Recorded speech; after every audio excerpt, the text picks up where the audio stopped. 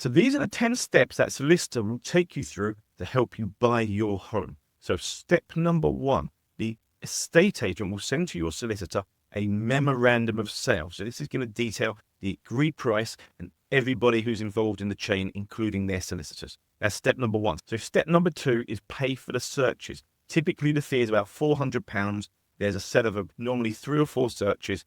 They can take up to 4 weeks to come back. Don't delay on paying the searches because it will delay everything moving forward on your legal process.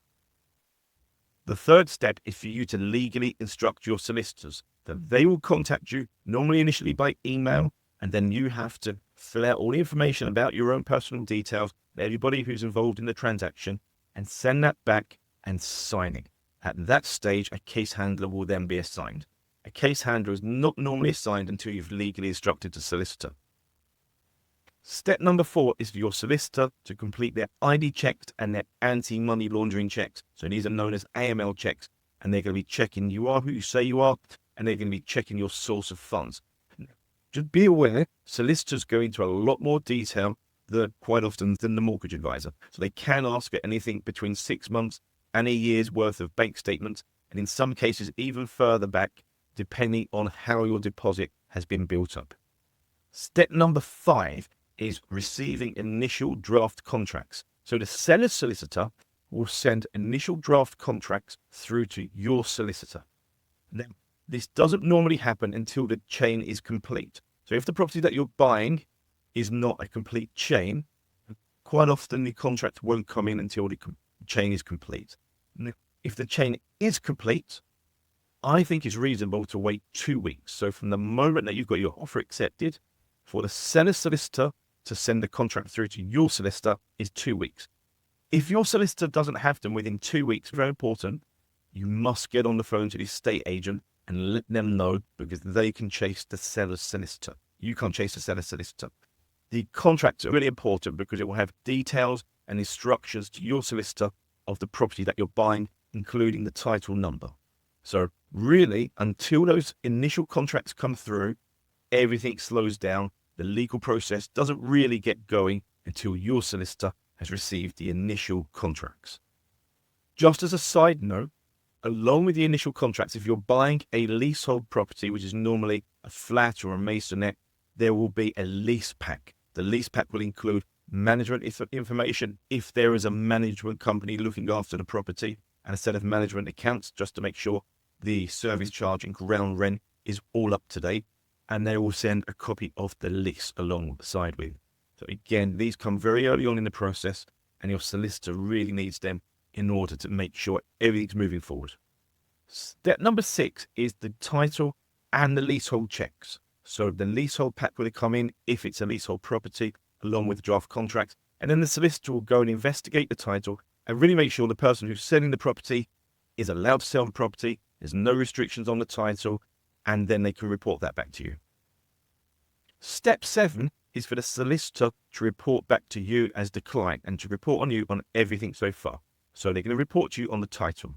They're going to report to you on the searches. They're going to report to you on the mortgage. So hopefully the mortgage would have been done in the first 3 or 4 weeks. And if there is a lease on the property, they'll report to you all about the lease. Now, if you are buying a leasehold, you've got to be really patient because some of these leases are very big. They take a lot of time and a lot of detail for a solicitor to go through and check everything is legal and correct. Then they will send you a report all about all of that information, and you're going to need to take some time to read through it and make sure you understand it. Step 8 is raising inquiries, which is really for your solicitor to ask lots of questions to the seller solicitor and make sure they're satisfied with the answer. So there's 2 types of inquiries. We have standard inquiries and really non-standard inquiries. The standard inquiries would be typical things such as who owns the fence on the left, on the right, are there any disputes with neighbours, what utility companies provide the gas and the electricity and the water, just very straightforward things like that. The other inquiries would be really anything that comes up from the searches, anything that comes up on the title, anything that comes up on the lease that your solicitor needs to get more information.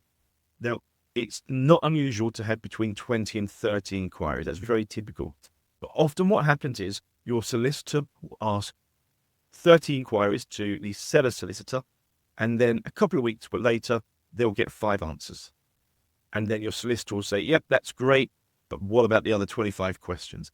And then they might get 10 answers. So you'll find it goes in dribs and drabs for quite a few weeks. So satisfying the inquiries is always the longest part.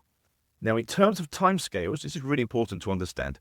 The average time in the UK for a freehold property is between 12 and 13 weeks. That's very typical. It can happen quicker. I've also known it to happen a lot slower. If you're buying a property that's a leasehold, stick another month on top of that. 14 to 15 weeks, very typical for a leasehold property. So you're going to have lots of patience. Once all the inquiries have been satisfied and everybody in the chain is ready, step 9 is to exchange the contracts. Now, you know you're going to be getting close to exchange the contracts when you start receiving documents through the post to sign and get witnessed. That really means exchange of contracts is close. It's really close. At that stage, your solicitor will say to you, we need your deposit through, and they will put the deposit down with the seller solicitor and exchange the contracts and set the completion date. So the completion date is when you pick up the keys. That's always set when you exchange the contracts. And finally, the last step, completion. Okay, so this is the day you get the keys. So on completion, which is typically between 1 and 2 weeks, it's normally a minimum of 1 week after exchange, because they have to allow the mortgage lender time to send the funds. And then on completion, you make sure you've paid the solicitor, you've transferred any money for stamp duty if it's applicable, and the remainder of any deposit if it's applicable. It's got to be paid to the solicitor, to their nominated bank account in time for completion. If you don't complete, you'll be in breach of contract. And on that day, that's the day you get the keys.